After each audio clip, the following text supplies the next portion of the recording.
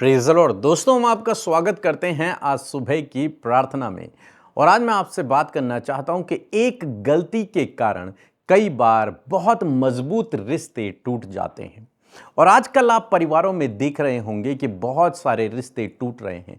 पति पत्नी के रिश्ते टूट रहे हैं, भाई बहनों के रिश्ते टूट रहे हैं, बच्चों और माता पिता के रिश्ते टूट रहे हैं, दोस्तों के रिश्ते टूट रहे हैं। बहुत सारे रिश्तों को जो पहले बहुत मजबूत हुआ करते थे, उन्हें आप टूटते हुए देख रहे होंगे। उसका बहुत सारे कारण हैं, बहुत सारे कारण हो सकते हैं रिश्तों के टूटने के। लेकिन आज एक विशेष कारण मैं आपको बताने जा रहा हूं, और यदि आपने इस कारण को, इस बात को अपने जीवन में सही कर लिया, तो यूं समझ लीजिए आपके सारे रिश्ते बहुत अच्छे रहेंगे, मजबूत रहेंगे। आपके परिवार में लड़ाई झगड़े नहीं रहेंगे, आपके परिवार में शांति रहेगी, आपका परिवार एक कुशल परिवार होगा, आपके रिश्ते बहुत मजबूत होंगे। जो टूट भी गए हैं वे फिर से जुड़ जाएंगे। परमेश्वर का वचन हमें सिखाता है रिश्तों को हम कैसे मजबूत बनाए रख सकते हैं। हम बाइबल में एक व्यक्ति के विषय में पढ़ते हैं जिसका रिश्ता पहले बहुत मजबूत था, लेकिन उसने अपने जीवन में एक गलती करी, और उस गलती के कारण उसका जो मजबूत रिश्ता था पिता और पुत्र का, वो टूट गया। और वो ऐसा टूटा कि बहुत लंबे समय तक वो टूटा ही रहा। उसका नाम है आदम। आदम और परमेश्वर का एक मजबूत रिश्ता था, क्योंकि आदम यूं समझ लीजिए कि परमेश्वर का अंश था। उसे परमेश्वर ने अपने स्वरूप पर, अपनी समानता में बनाया था। वो दोनों बहुत करीब थे एक दूसरे के, बहुत मजबूत रिश्ता था। परमेश्वर रोज आदम से मिलने के लिए आते थे और आदम से बात करने के लिए आते थे। आदम भी परमेश्वर से प्रेम रखता था और परमेश्वर आदम से प्रेम रखते थे। लेकिन एक दिन ऐसा हुआ कि आदम और हवा ने एक गलती कर ली, और परमेश्वर की आज्ञा का जब उन्होंने उल्लंघन कर दिया, परमेश्वर की आज्ञा को जब उन्होंने तोड़ दिया, तब भी, उसके बावजूद भी परमेश्वर उनसे मिलने के लिए आए। परमेश्वर तो सब कुछ जानते हैं, परमेश्वर से कुछ भी छिपा नहीं है, हर एक चीज वो जानते हैं। उन्हें पता था कि आदम ने गलती कर ली, हवा ने गलती कर ली, उन्हें सब पता था। लेकिन उसके बावजूद वो आदम के पास आए, और जब वो आदम के पास पहुंचे तो उन्होंने आदम को देखा कि वहां तो आदम है ही नहीं। तो आदम को आवाज लगाने लगे, हे आदम, तू कहां है? दूसरे शब्दों में, हे मेरे बेटे, तू कहां है? तो आदम झाड़ियों के पीछे छिपा हुआ है और वहां से आवाज देता है कि मैं यहां हूं। वो छिपा हुआ है। तब परमेश्वर ने उससे कहा कि तुझे किसने बताया कि तू नंगा है? क्या तूने वो फल खा लिया जिसे खाने के लिए मैंने मना किया था? जब परमेश्वर ने यह बात उससे पूछी, एक सिंपली, यहां पर परमेश्वर कोई उसे डांटते नहीं है, कुछ भी गंभीर क्रोध वाली बात नहीं है। उससे केवल पूछा गया कि आदम, तू कहां है? उसने कहा, प्रभु मैं यहां हूं, लेकिन मैं नंगा हूं। तो प्रभु ने कहा, क्या क्या तूने वो फल खा लिया जिसे मैंने खाने के लिए मना किया था? तब आदम का जवाब आप सुनेंगे तो आपको पता चलेगा उसने कितनी बड़ी गलती की है। उत्पत्ति किताब उसका 3 अध्याय और 11 और 12 पद यदि आप पढ़ेंगे मेरे साथ में, तो लिखा है, उसने कहा कि किसने तुझे चिताया कि तू नंगा है? जिस वृक्ष का फल खाने को मैंने तुझे मना किया था, क्या तूने उस फल को खा दिया? आदम कहता है, आदम ने कहा कि जिस स्त्री को तूने मेरे संग रहने को दिया था, उसी ने उस वृक्ष का फल मुझे दिया और मैंने खाया। यहां पर क्या हुआ? यहां पर जब आदम से पूछा गया तो उसने डायरेक्टली यह नहीं कहा कि हां प्रभु, मैंने वो फल खा लिया, मुझसे गलती हो गई, पापा पिता मुझे माफ कर दे, मुझसे गलती हो गई, मैंने वो फल खा दिया, मैंने आपकी आज्ञा को तोड़ दिया। जब उससे पूछा गया क्या तूने उस फल को खा लिया, तो उसने ये नहीं कहा हां मैंने खा लिया, मैंने गलती से खा दिया, नहीं कहा उसने क्या कहा? उसने कहा, हे प्रभु, तूने जिस स्त्री को मेरे संग रहने के लिए दिया था, उसने मुझे खिलाया। इनडायरेक्टली क्या कर रहा है आदम? आदम परमेश्वर पर ब्लेम कर रहा है कि तूने इसे बनाया था, एक बात। दूसरी बात कि यह स्त्री, इसने मुझे बहकाया। तो आदम अपनी गलती को स्वीकार नहीं कर रहा है, बल्कि वो दोष लगा रहा है, वो ब्लेम कर रहा है अपनी पत्नी पर वो ब्लेम कर रहा है परमेश्वर पर, और उसने अपनी गलती को स्वीकार नहीं किया। वो ब्लेम लगाने लग गया, अपने आप को सही ठहराने के लिए वो ब्लेम लगाने, प्रभु मैंने नहीं किया, तूने इस स्त्री को दिया था और इस स्त्री ने मुझे दिया, मैंने कुछ नहीं किया, मैं तो निर्दोष हूं, मैंने कोई गलत काम नहीं किया, मैंने तेरी आज्ञा को नहीं तोड़ा। लेकिन उसने ये नहीं कहा कि प्रभु मैंने गलती कर दी, हां मैंने खा लिया, ये नहीं कहा। सिंपली वो ये कह सकता था, जब उससे पूछा गया क्या तूने वो फल खा लिया, वो कह सकता था हां मैंने खा लिया, सिंपली माफी मांग लेता। नहीं किया। उसने क्या किया, तूने परमेश्वर पर दोष लगाया और इस स्त्री ने इस स्त्री पर दोष लगाया, अपनी पत्नी पर और परमेश्वर पर उसने ब्लेम किया, उन पर दोष लगाया।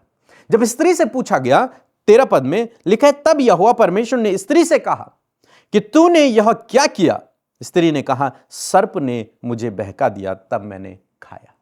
यानी कि स्त्री ने भी यह स्वीकार नहीं किया कि हां मैंने गलती कर दी, प्रभु मुझे माफ कर दे, मुझसे गलती हो गई, मैं बहकावे में आ गई। नहीं, उसने क्या कहा, उसने कहा सर्प ने मुझे बहकाया। उसने भी सर्प पर, सांप पर क्या किया, ब्लेम किया, दोष लगाया, इसने मुझे बहकाया।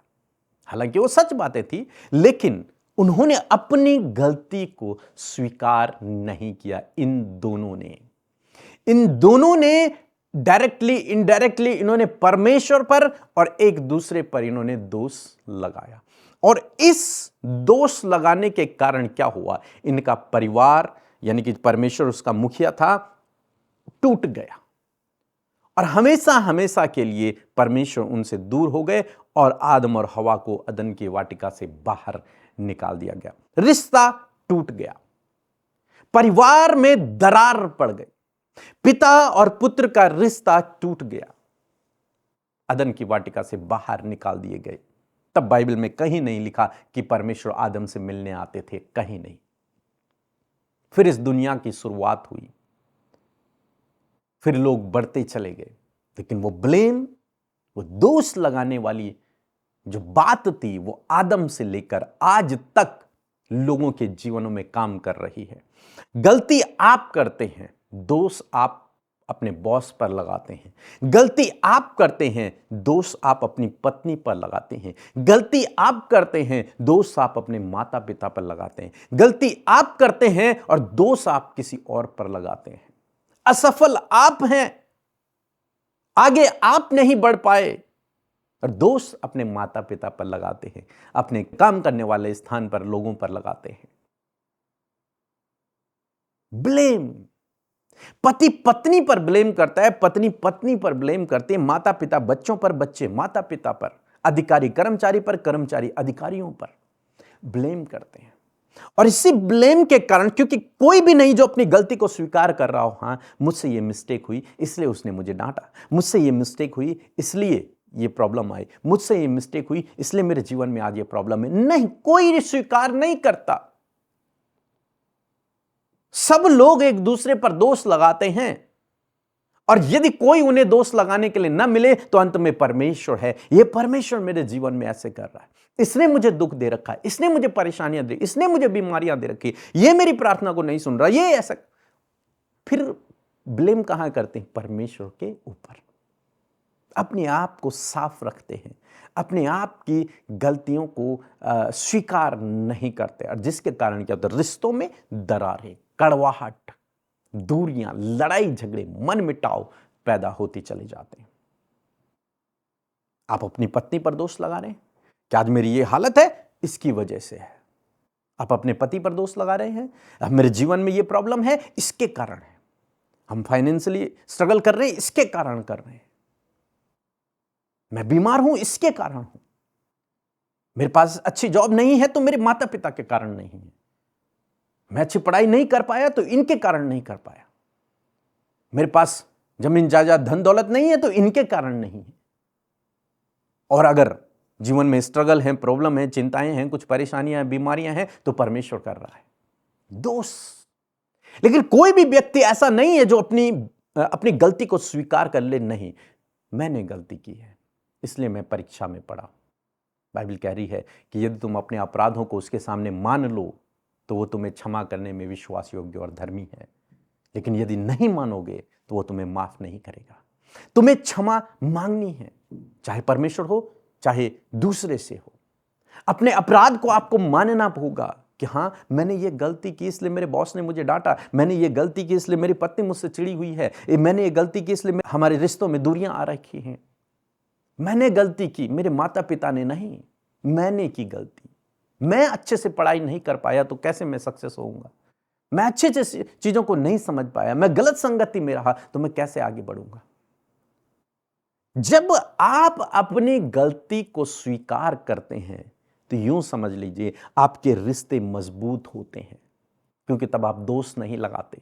आपको पता है कि मिस्टेक मैंने की है, तो आपके रिश्तों में लड़ाई झगड़े होंगे ही नहीं, दूरियां बढ़ेंगी नहीं, मन मिटाव होगा ही नहीं, सब कुछ अच्छा रहेगा, शांति से रहेगा।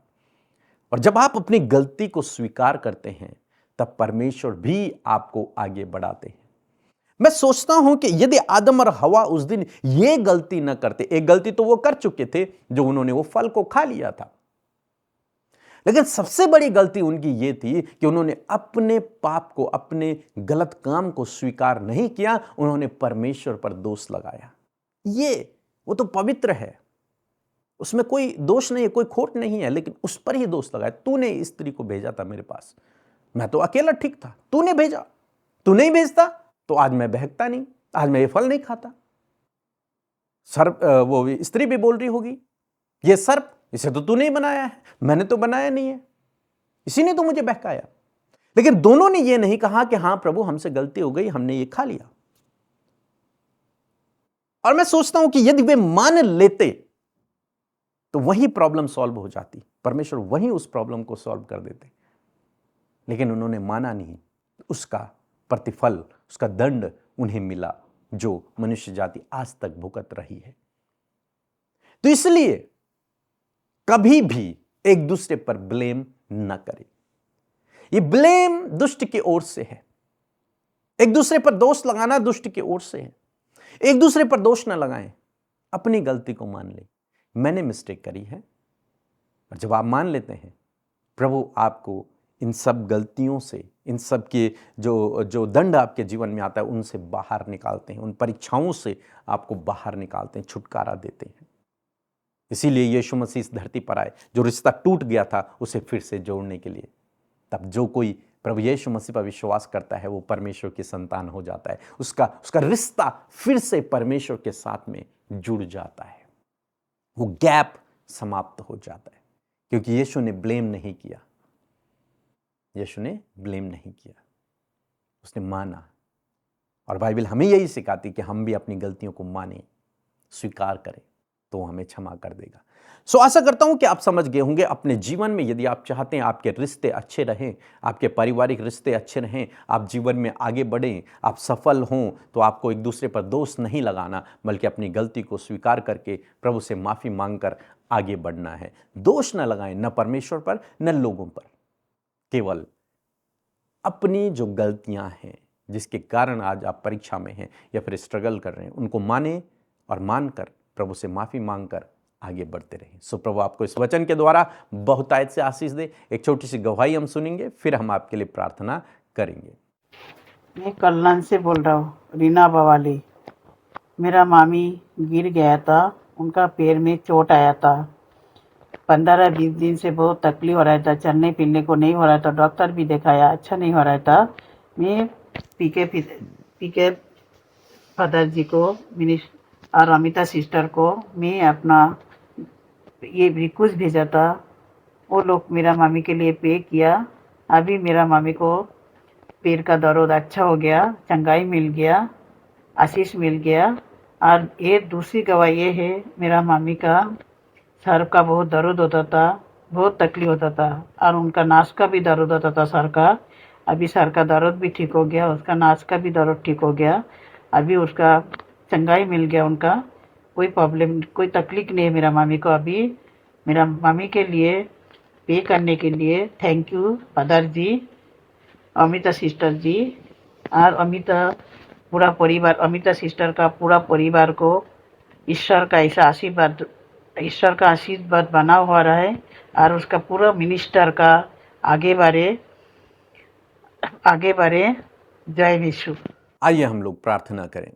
प्रभु यीशु मसीह, मैं आपका धन्यवाद करता हूँ इस सुंदर सुबह के लिए मेरे प्रभु, जो आज आपने हमारे जीवनों में दी है। विशेषकर मैं प्रार्थना करता हूँ इस भाई इस बहन के लिए जिन्होंने आज इस वचन को सुना है प्रभु। होने पाए खुदावन जो इनके रिश्ते टूटे हुए हैं दोष लगाने के कारण, प्रभु आपसे प्रार्थना है इस दोष लगाने वाली आत्मा को इनके जीवन से आप दूर करें। ये किसी पर भी दोष न लगाएं, ब्लेम न करें, अपनी असफलता को ये किसी दूसरे के ऊपर न डालें कि इस दूसरे की वजह से मैं असफल हूं। नहीं प्रभु, बल्कि ये अपनी असफलता के कारण को समझें और उसे समझकर अपने जीवन से दूर कर आपसे माफी मांगकर आगे बढ़ते रहें। पिता, प्रार्थना है प्रभु इनके रिश्तों में जो कड़वाहट है, जो दूरियां हैं, जो लड़ाई झगड़े हैं, परिवार में अशांति है, यीशु नासरी के नाम से वो दूर हो जाए। इनके परिवारों से, इनके परिवारों में शांति आए, मेल मिलाप आए प्रभु, प्रेम आए प्रभु। पिता परमेश्वर, प्रार्थना है हर एक मन मिटाव दूर हो, हर एक लड़ाई झगड़ा दूर हो, हर एक रिश्तों में कड़वाहट दूर हो। इनके परिवार प्रभु मेल मिलाप आए, परिवार में प्रेम का आत्मा दे प्रभु। इनके परिवार में क्षमा करने वाले हों प्रभु, ये एक दूसरे को माफ करने वाले हों, एक दूसरे के अपराधों को ढांपने वाले हों, एक दूसरे पर दोष लगाने वाले न हों प्रभु। पिता परमेश्वर, प्रार्थना है ये पहले अपनी आंख को देखें, दूसरी के आंख का तिनका निकालने से पहले ये अपनी आंख का लट्ठा निकालें प्रभु। धन्यवाद करते हैं पिता, प्रार्थना करते हैं आज ये भाई ये बहन जो हमारे साथ में इस समय जुड़े हुए हैं, प्रार्थना कर रहे हैं पिता, इनके परिवारों में तेरी आशीष हो पिता परमेश्वर, तेरी आशीष हो प्रभु।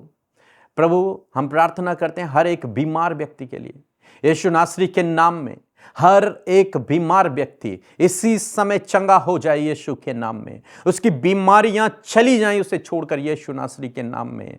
आओ हर एक बीमारी में तुझे आज्ञा देता हूं यीशु के नाम में, इसके शरीर को छोड़ दे in the name of Jesus. यीशु के नाम से जाओ, यीशु नासरी के नाम से अपनी उस जगह पर हाथ रखें और कहें यीशु के नाम से ए बीमारी मैं तुझे आज्ञा देता हूं, मेरे शरीर को छोड़। यीशु नासरी के नाम से उसका नाम लें उस बीमारी का और उससे कहें मेरे शरीर से जा इन द नेम ऑफ जीसस। इनकी रिपोर्ट्स बदल जाए यीशु नासरी के नाम से, नॉर्मल हो जाए इनकी रिपोर्ट यीशु नासरी के नाम में, इनके अंग रिस्टोर हो जाएं, रिकवर हो जाएं, नए हो जाएं यीशु नासरी के नाम में। ये अपने बिस्तर से खड़े हों इन द नेम ऑफ जीसस। इनके शरीर में बल आए, सामर्थ आए, ताकत आए यीशु नासरी के नाम में। धन्यवाद करते हैं, आज के दिन को तेरे हाथों में देते हैं, इनके कामों को सफल करें, ये जहां कहीं जाते हैं इनके साथ में हों प्रभु। हर एक खतरे मुसीबत दुर्घटनाओं से आप इन्हें बचाएं, हर एक चिंता परेशानी दुख बीमारियों से आप इन्हें सुरक्षित रखें। धन्यवाद करते हैं प्रभु, तेरा प्रोटेक्शन आज इनके साथ में रहे। पिता परमेश्वर इन्हें आशीष दे, इनके कामों को सफल कर, इनके जीवन में इनके साथ में हुई हर एक प्रॉब्लम से इन्हें छुटकारा दे। धन्यवाद करते हैं, इनके परिवार को, इनके कामों को, सब कुछ तेरे हाथों में देते हैं। प्रार्थना प्रभु यीशु के नाम से मांगते हैं, आमीन।